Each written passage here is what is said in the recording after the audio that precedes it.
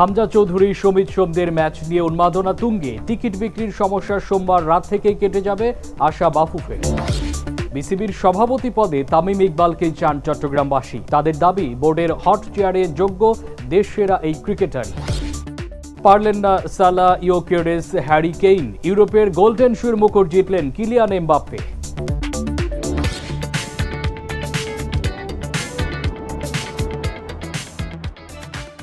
আসসালামু আলাইকুম প্রিয় দর্শক, বাংলা ভিশনের স্পোর্টস বুলেটিন স্পোর্টস টাইমে সবাইকে স্বাগত। সাথে আছি আমি মামুন আবদুল্লাহ। দেখছিলেন শিরোনাম, এবার বিস্তারিত। ঢাকা স্টেডিয়ামে হামজা চৌধুরী সমিত সোমদের অভিষেক ম্যাচকে ঘিরে উন্মাদনা তুঙ্গে।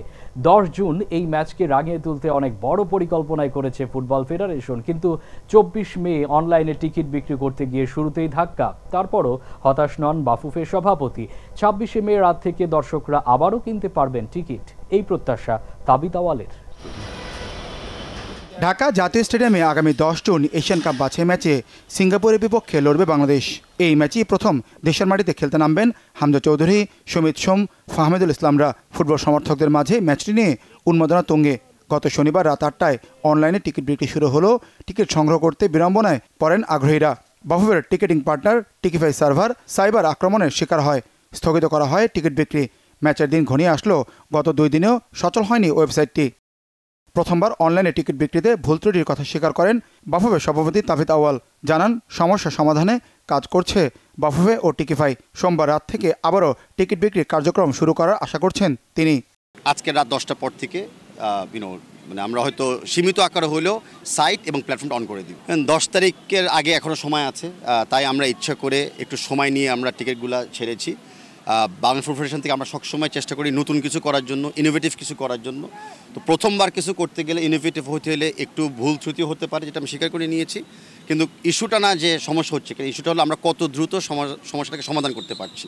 ঢাকা স্টেডিয়ামে সাধারণ গ্যালারির আসন সংখ্যা 18,300টি। আছে ভিআইপি, ক্লাব হাউস সহ আরও বেশ কয়েকটি ক্যাটাগরির টিকিট। টিকিফাই অনলাইনে দেখা যায় এরই মধ্যে ক্লাব হাউস, গ্যালারি সহ কয়েক হাজার টিকিট সোল্ড আউট। জানা গেছে প্রায় 3000 টিকিট বিক্রি হয়েছে। তবে গুঞ্জন আছে আরও বেশির। সার্ভার ত্রুটির পরও এত টিকিট কীভাবে বিক্রি হলো তা নিয়ে উঠেছে প্রশ্ন। মানিক মাহমুদ, বাংলা ভিশন, ঢাকা। অক্টোবরেই বাংলাদেশ ক্রিকেট বোর্ডের নির্বাচন। এরই মধ্যে গুঞ্জন জাতীয় দলের dashing opener Tamim Iqbal BCB সভাপতি পদে লড়বেন। যদিও বিষয়টি এখন পর্যন্ত শুধুই জল্পনা, তবে ক্রিকেট প্রেমীদের মধ্যে এই নিয়ে রয়েছে ব্যাপক আগ্রহ। চট্টগ্রামের সন্তান হিসেবে বন্দরনগরীর মানুষও চান পরবর্তী বিসিবি সভাপতি হোক তারকা খ্যাত এই ক্রিকেটার। তাদের দাবি দেশের সেরা ক্রিকেটার হিসাবে টাইগারদের সাবেক অধিনায়ক তামিম ইকবালই যোগ্য বিসিবির হট চেয়ারে। বিসিবির বর্তমান কমিটির মেয়াদ শেষ হচ্ছে অক্টোবরে।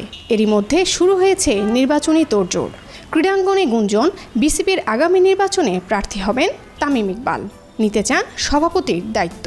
এরই মধ্যে আন্তর্জাতিক ক্রিকেট থেকে অবসর নিয়েছেন তামিম। মার্চে হার্ট অ্যাটাকের পর ঘরোয়া ক্রিকেট ক্যারিয়ারও অনিশ্চয়তায়। ক্রিকেট মাঠে তার দীর্ঘদিনের অভিজ্ঞতা, নেতৃত্বগুণ এবং জনপ্রিয়তা, এই সব কিছু মিলিয়ে তামিমের নিজ জেলা চট্টগ্রামবাসী বিসিবির সভাপতি হিসেবে এগিয়ে রাখতে চান তামিমকে। তামিম কিংবা ক্রিকেট রিলেটেড ইন্টারন্যাশনাল ফিগাররা যদি এই চেয়ারটাতে থাকে, প্রেসিডেন্টের চেয়ারটাতে থাকে, তখন দেখা যাচ্ছে ক্রিকেটের ডেভেলপ আসলে কেউ আটকাতে পারবে না। কারণ তারা জানে যে তারা কি ফেস করে এসছে এবং ভবিষ্যতে কি বিষয়গুলো ক্লিয়ার করলে যে আমাদের প্লেয়াররা সামনের দিকে এগিয়ে যেতে পারবে। তামিম ইকবাল যদি আসে বোস প্রেসিডেন্ট হয়ে, তাহলে আমাদের চট্টগ্রামের ক্রিকেটের জন্য অনেক বেশি উপকৃত হবে। চট্টগ্রামের ক্রিকেটের মান এবং অনেক এগিয়ে যাবে। দীর্ঘদিন জাতীয় দলের ব্যাটিং স্তম্ভ ছিলেন তামিম। নেতৃত্বগুণ আর দৃঢ়চেতা ব্যক্তিত্বে এই সময়ে সবচেয়ে জনপ্রিয় ক্রিকেটার তামিম। তিনি দায়িত্ব পেলে দেশের ক্রিকেট এগিয়ে যাবে বলে মনে করেন চট্টগ্রামের ক্রিকেট প্রেমীরা। শুধু চট্টগ্রাম নয়, পুরো বাংলাদেশের গর্ব তামিম ইকবাল। আমরা চট্টগ্রামবাসী হিসাবে বা একজন ক্রিকেট প্রেমী হিসেবে আমি তামিমকে অবশ্যই এই পদে আমি আশা করি। তামিম ইকবালকে সভাপতি বানানো হলে খেলার মান অনেকটা উন্নয়ন হবে। চট্টগ্রামে সভাপতি যদি ক্রিকেট বোর্ডে কাউকে করতে চাই তাহলে তামিম ইকবালকে করা যেতে পারে।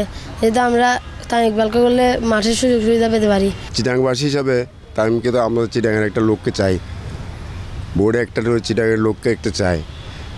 ও থাকলে হয়তো চিটাংয়ে কিছু একটা লাভ হবে, এটা আমরা আশা করি। তামিম বোর্ড নির্বাচনে অংশ নেবেন, সভাপতি হতে চান কিনা সবটাই এখনও জল্পনা কল্পনা। যদিও চট্টগ্রামবাসী অপেক্ষায় আছে তামিম ইকবালের বিসিবি মসনদে বসার। শাহেদা পিয়া, বাংলা ভিশন, চট্টগ্রাম। কার্লো আনসেলোত্তির জুতায় পা রাখলেন জাভি আলোনসো। বিশ্বের সবচেয়ে সফল এবং দামি ক্লাবের কোচের দায়িত্ব নিলেন এই স্প্যানিশ কিংবদন্তি। রিয়ালের মতো ক্লাবের কোচ মানেই তো পাহাড় সমচাপ। সেই চ্যালেঞ্জে আলোনসো কতটা সফল হবেন তাই এখন $1,000,000 প্রশ্ন। রিয়াল মাদ্রিদের নতুন কোচ জাভি আলোনসো এমন একটা সময়ে বিশ্বের সবচেয়ে ধনী ক্লাবটির দায়িত্ব নিতে যাচ্ছেন 43 বছরের এই স্পেনিয়ার্ড, যখন 2024-25 মৌসুমটা চরম হতাশায় কেটেছে মাদ্রিদ জায়ান্ট ক্লাবটির। হাতছাড়া হয়েছে স্প্যানিশ লা লিগা ও উয়েফা চ্যাম্পিয়ন্স লিগ শিরোপা। রিয়াল সমর্থকদের দেখতে হয়েছে আরও 2 ঘরোয়া টুর্নামেন্ট, স্প্যানিশ সুপার কাপ ও কোপা দেল রের ফাইনাল সহ টানা 4 ক্লাসিকোয় চিরপ্রতিদ্বন্দ্বী বার্সেলোনার কাছে প্রিয় দলের হার। লা লিগায় শনিবার নিজেদের শেষ ম্যাচ খেলে রিয়াল। ঘরের মাঠ সান্তিয়াগো বার্নাবুতে রিয়াল সোসিয়েদাদের বিপক্ষে জয় তাদের 2-0 গোলে। ওই ম্যাচ দিয়ে ক্লাবটিতে 2 দফায় কোচের দায়িত্ব নিয়ে 15টি শিরোপা জেতা কোচ কার্লো আনসেলোত্তির আনুষ্ঠানিক বিদায় ঘটে। শুরু হয় আলোনসো অধ্যায়। আনসেলোত্তির বিদায়ের পরের দিনই রিয়াল তাদের অফিসিয়াল ওয়েবসাইটে নতুন কোচের নাম ঘোষণা করে দেয়। অবশ্য এই নাম ঘোষণায় কোনো চমক ছিল না। আগে থেকেই নির্ধারিত ছিল মাদ্রিদ জায়ান্টদের ডাগআউটের দায়িত্ব নেবেন এই স্পেনিয়ার্ড, তাই নাম ঘোষণা ছিল শুধুই আনুষ্ঠানিকতা। রিয়ালে আগামী 1 জুন আনুষ্ঠানিকভাবে যোগ দেবেন আলোনসো।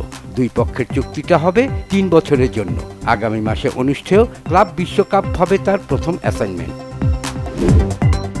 রিয়াল আলোনসোর জন্য নতুন ঠিকানা নয়, তার ক্যারিয়ারে সবচেয়ে আলোচিত সময়টা কেটেছে এখানেই। ক্লাবের দ্বিতীয় গ্যালাক্টিকোসের সময়টাতে 2009 থেকে 2014 সাল পর্যন্ত মাঠ মাতিয়েছেন এই মিডফিল্ডার। রিয়ালের হয়ে খেলেছেন 236 ম্যাচ, জিতেছেন 6 শিরোপা। দীর্ঘ 1 যুগের অপেক্ষার পর 2014 সালে স্প্যানিশ ক্লাবটির 10ম চ্যাম্পিয়ন্স লিগ শিরোপাজয়ী দলের অংশ ছিলেন আলোনসো। তার আগে স্পেন জাতীয় দলের হয়ে জিতেছেন 2010 বিশ্বকাপ। ক্যারিয়ারে যোগ হয়েছে 2008 ও 2012 ইউরো শিরোপাও। ক্লাব ক্যারিয়ারে রিয়াল, লিভারপুল ও বায়ার্ন মিউনিখে খেলা আলোনসোর কোচিং ক্যারিয়ারের শুরুটাও রিয়ালে। 2018-19 মৌসুমে ক্লাবের বয়সভিত্তিক দল কান্তিয়ার দায়িত্ব নেন আলোনসো। পরের মৌসুমে Spanish club Real Sociedad B দলের দায়িত্ব নিয়ে 3 বছর কাটান। 2022 সালে কোচ হন বায়ার লেভারকুসেনের। গত মৌসুমে বায়ার্ন মিউনিখের 11 বছরের আধিপত্য গুড়িয়ে জার্মান ক্লাবটিকে প্রথমবারের মতো বুন্দেসলিগায় শিরোপা জেতান, সঙ্গে 1টি করে জার্মান কাপ ও জার্মান সুপার কাপ। জার্মানির ফুটবলে গত বছর কোচ অব দ্য ইয়ার হওয়া আলোনসোর অধীনে এবার লিগ রানার্স আপ হয়েছে লেভারকুসেন। বিশ্বের সবচেয়ে ধনী ক্লাব রিয়ালে কোচের দায়িত্ব পালন করা সহজ কোনো ব্যাপার নয়। পাহাড় সম চাপ নিয়ে কাজ করতে হয়। হাই প্রোফাইল কোচরা যেখানে হিমশিম খেয়েছেন, সেখানে জাভি আলোনসো 6 বছরের অভিজ্ঞতা নিয়ে কতটা মানিয়ে নিতে পারবেন তা সময়ই ভালো বলবে। শহীদ খান, বাংলা ভিশন স্পোর্টস ডেস্ক। পারলেন না পর্তুগিজ লিগে স্পোর্টিং লিসবনে সুইডিশ তারকা ভিক্টর ইয়োকেরেস। প্রিমিয়ার লিগে লিভারপুলকে শিরোপা এনে দিয়ে মোহাম্মদ সালার মাথায় উঠল না এই মুকুট। হ্যারি কেইনও পারলেন না লিওনেল মেসির মতো ব্যাক টু ব্যাক এই ট্রফি জিততে। বলছিলাম ইউরোপের সেরা স্ট্রাইকারের ট্রফি গোল্ডেন শুর কথা। সেখানে এবার রিয়াল মাদ্রিদের ফরাসি গোল মেশিন কিলিয়ান এমবাপ্পে 1 মে দ্বিতীয় 31 গোলের নায়কের মুকুটেই যোগ হলো মৌসুমের সেরা স্ট্রাইকারের গোল্ডেন শুর এই ট্রফি। ফ্রেঞ্চ লিগ 1-এ এই মৌসুমে দারুণ খেলছেন উসমান দেমবেলে। পিএসজির হয়ে লিগ 1 ট্রফি সহ জিতেছেন ট্রেবল। দলকে চ্যাম্পিয়ন্স লিগের ফাইনালেও তুলে এনে ক্যারিয়ারে সেরা সাফল্য। ব্যালন ডি'অরের সামনে দাঁড়িয়ে এই ফ্রেঞ্চ তারকা। ফরাসি লিগে 21 গোল ও 6 অ্যাসিস্ট করেছেন 28 বছর বয়সী এই উইঙ্গার। ফরাসি লিগে অলিম্পিক মার্সের ইংলিশ তারকা ম্যাসন গ্রিনউডও 21টি গোল করেছেন, কিন্তু গ্রিনউডের অ্যাসিস্ট 5টি। দেমবেলে এখানেই এগিয়ে গেছেন এবং পেনাল্টিতেও কম গোল করার কারণে লিগ 1-এ গোল্ডেন বুট জয় নিশ্চিত করেছেন দেমবেলে। জার্মানির বুন্দেসলিগায় গোল্ডেন বুট লড়াইয়ে ইংলিশ তারকা হ্যারি কেইনের কোনো প্রতিদ্বন্দ্বী ছিল না। বায়ার্ন মিউনিখকে লিগ শিরোপা উপহার দেওয়ার পথে লিগে 26 গোল করে গোল্ডেন বুট নিশ্চিত করেছেন কেইন। গত বছরও বুন্দেসলিগায় গোল্ডেন বুট এবং ইউরোপ সেরা স্ট্রাইকার হয়ে জিতেছিলেন মর্যাদাপূর্ণ গোল্ডেন শু। গোল্ডেন বুট লড়াইয়ে ইংলিশ প্রিমিয়ার লিগে পুরো মৌসুমেই এককভাবে এগিয়েছিলেন মোহাম্মদ সালাহ। 38 ম্যাচে 29 গোল, সাথে 18 অ্যাসিস্ট। লিভারপুলের প্রিমিয়ার লিগ জয়ে সবচেয়ে বড় অবদান এই মিশরীয় ফরওয়ার্ডের। নিউক্যাসেলের আলেকজান্ডার ইসাক এবং ম্যান সিটির আর্লিং হল্যান্ডকে পেছনে ফেলে এবার ইপিএলে গোল্ডেন বুট জয় নিশ্চিত করেছেন সালাহ। যদিও মৌসুম শুরুতে সালাহ গোলের পর গোল করে গোল্ডেন শুর রেসে সবার চেয়ে এগিয়েই ছিলেন, কিন্তু শেষ দিকে 8 ম্যাচে গোল না পেয়ে এখন প্রিমিয়ার লিগে গোল্ডেন বুট জিতেই সন্তুষ্ট থাকতে হচ্ছে মিশরীয় মেসি খ্যাত এই তারকাকে।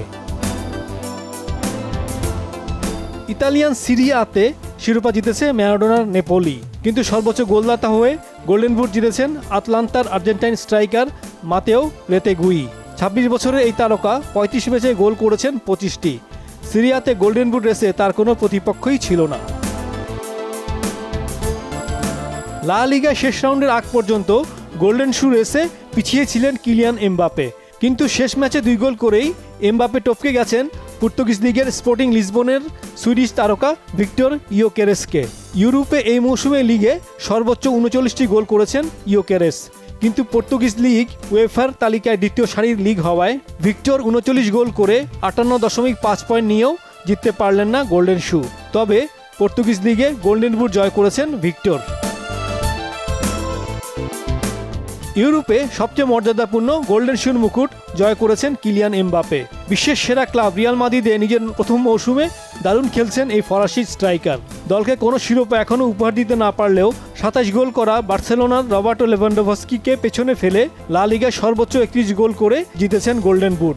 একই সাথে ইউরোপের সকল লিগ মিলে সবচেয়ে বেশি গোল করে সর্বোচ্চ 62 পয়েন্ট নিয়ে গোল্ডেন শুর মুকুট মাথায় তুলে নেওয়ার অপেক্ষায় the goal machine Kylian Mbappe. Saifur Rahman Chowdhury, Bangla Vision, sports desk. Shakib Al Hasan বিকেএসপিতে এসেছিলেন ফুটবলার হতে, কিন্তু নিয়তি তাকে নিয়ে এসেছে ক্রিকেটে। তাতেই বাংলাদেশ ও ক্রিকেট বিশ্ব পেয়েছে এই সেরা অলরাউন্ডারকে। মনির খান তন্ময়ও বিকেএসপিতে এসেছিলেন ফুটবলার হতে, কিন্তু হলেন সাঁতারু। তাতেই জাতীয় বয়সভিত্তিক সাঁতারে এক আসরে 9টি স্বর্ণপদক জিতে রেকর্ড বই এলোমেলো করে দিলেন। নেত্রকোনার এই তরুণ কি পারবেন বাংলাদেশের মার্ক বিয়ন্টি হতে? নদীমাতৃক লাল সবুজ দেশের পতাকা বিশ্ব মঞ্চে তুলে আনতে পারবেন কি তন্ময়? ছোটবেলায় দুরন্তপনা শেষ ছিল না মনির খান তন্ময়ের। অন্যের গাছে উঠে ফল পাড়া, পুকুরের পাড়ে থাকা গাছের ডাল থেকে লাফিয়ে পুকুরের পানিতে পড়া, দুষ্টুমির তালিকাটা আরও অনেক লম্বাই ছিল তন্ময়ের। কিন্তু পুকুরের পানির চেয়ে ফুটবল মাঠ বেশি টানত তন্ময়কে। প্রিয় ফুটবলার ক্রিশ্চিয়ানো রোনালদো, পর্তুগালের কিংবদন্তিকে দেখে ছোটবেলা থেকেই ফুটবলার হতে চেয়েছিলেন তন্ময়। বিকেএসপিতে ভর্তি ট্রায়ালে এসে তার প্রথম পছন্দ ছিল ফুটবলই, কিন্তু ফুটবল ট্রায়ালে টিকতে পারেননি। বাধ্য হয়েই তাকে সাঁতারের ট্রায়াল দিতে হয়েছে। যদিও বিকেএসপির অনিন্দ সুন্দর সুইমিং পুল দেখে দারুণ পুলকিত হয়েছিলেন তন্ময়, এবং এই পুলকেই নিজের জীবনের অংশ করে নেন এই তরুণ সাঁতারু। শেষ পর্যন্ত ফুটবলে সুযোগ না পাওয়া তন্ময় বিকেএসপিতে সুইমিং পুলে ঝড় তোলেন। ফুটবলার হতে যাওয়া নেত্রকোনার সেই 19 বছরের যুবক এবারে 37তম জাতীয় বয়সভিত্তিক সাঁতারে হয়েছেন সেরা। 10টি ইভেন্টে অংশ নিয়ে 9টিতেই প্রথম হয়ে জিতেছেন স্বর্ণপদক। একটি নতুন জাতীয় রেকর্ডও গড়েছেন। আর এই সাফল্যই তন্ময়কে গেমসের সেরা সাঁতারুর মর্যাদা এনে দিয়েছে। আমার রেকর্ড ভেঙে আমি সৃষ্টিকর্তাকে অসংখ্য কৃতজ্ঞতা জানাই। বিদেশি কোচ আনলে কি হয়, আমাদের বাইরের দেশের যেই ফ্যাসিলিটিটা আমার কোচের কাছ থেকে এটা জানতে পারবো, ভালো একটা প্র্যাকটিস পাবো। আমাদের যদি বাংলাদেশে বিদেশি কোচের সুযোগ সুবিধা দেয় তাহলে আমরা আরও অলিম্পিকে কোয়ালিফাই করার চান্স থাকবে। তন্ময়ের সাঁতারের আসার গল্পটা বেশ মজার। এবারই প্রথম জাতীয় বয়সভিত্তিক সাঁতারে সেরা পুরস্কার পেয়েছেন তন্ময়। প্রতিযোগিতা শুরুর আগে এই জন্য বাড়তি অনুশীলনও করেছেন। প্রতিদিন 6 ঘন্টা কঠোর অনুশীলন করেছেন বিকেএসপিতে। এসএ গেমসে স্বর্ণজয়ের স্বপ্ন তন্ময়ের। বাবা কামাল উদ্দিন ও মা রুমা বেগম সহ এই সাফল্যে কৃতজ্ঞতা প্রকাশ করেছেন বিকেএসপির চিফ কোচ মনিরুজ্জামান স্যারের প্রতি। অনুভূতিটা আসলে এরকম, প্র্যাকটিস তো সাঁতার প্র্যাকটিস তো অনেক কষ্টের একটা ইভেন্ট সাঁতার, তারপরেও যখন আমি রেকর্ড করি তখন এই কষ্টটার কষ্ট মনে হয় না। সাইফুর রহমান চৌধুরী, বাংলা ভিশন, ঢাকা। জাকারিয়া পিন্টু নামেই যার পরিচয় বাংলাদেশ ফুটবলের এক অনন্য কিংবদন্তি। স্বাধীন বাংলা ফুটবল দলের অধিনায়ক হিসাবে অমর হয়ে থাকবেন তিনি। পূর্ব পাকিস্তান জাতীয় দল এবং বাংলাদেশে প্রথম জাতীয় ফুটবল দলের অধিনায়কও ছিলেন তিনি টানা 8 বছর। দেশের সেরা ক্লাব মোহামেডানের অধিনায়ক এবং অনন্য এক রেকর্ডের নায়কও পিন্টু। 1968 থেকে 1975 সাল পর্যন্ত এই রেকর্ডগুলো গড়েছেন তিনি। মোহামেডানেই খেলেছেন 15 বছর। লেফট ব্যাক ও সেন্টার হাফ পজিশনে খেললেও স্টপার ব্যাক হিসাবে এতটাই খ্যাতি অর্জন করেছিলেন, চায়না ওয়াল নামে ফুটবল অঙ্গনে বিখ্যাত ছিলেন তিনি। তার জীবনটি ছিল ফুটবলময়। গত বছর নভেম্বরে 81 বছর বয়সে পৃথিবীর মায়া কাটান তিনি।